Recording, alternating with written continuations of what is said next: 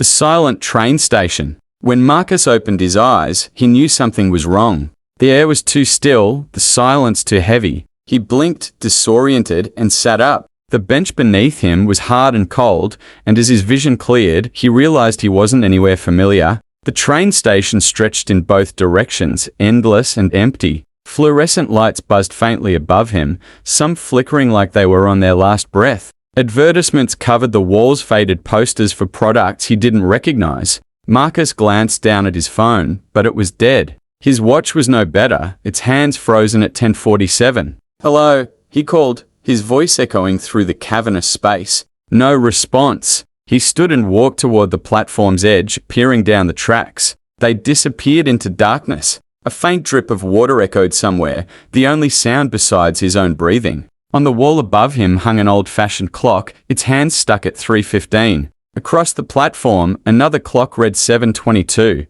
He frowned. Every clock he could see showed a different time. "Where the hell am I?" he muttered, his voice unnervingly loud in the emptiness. As he turned to head back to the bench, he saw a figure.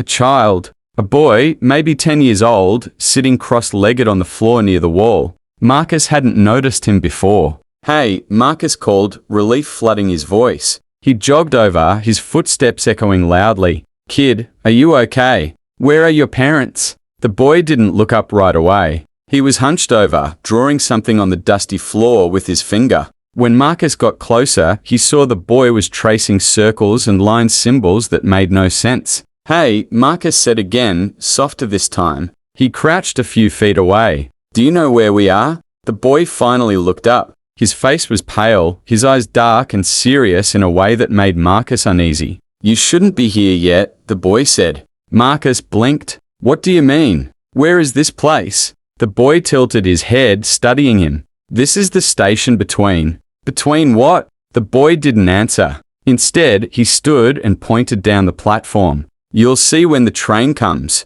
"What train?" "There's no one here. No schedule. Nothing," Marcus said, his frustration mounting. The boy didn't reply, only walked a few steps away and sat back down, resuming his strange drawings on the floor. Marcus opened his mouth to press him further, but a sound stopped him. A low, distant rumble. He turned toward the tracks. It was faint at first, like the growl of a far-off storm, but it grew louder, closer. Lights flickered along the tunnel, and soon, the screech of wheels on metal filled the air. A train, sleek and black, emerged from the shadows. Marcus stepped back instinctively as it came to a halt in front of him. The doors slid open with a hiss, revealing an empty interior. No conductor, no passengers, just rows of seats stretching into darkness.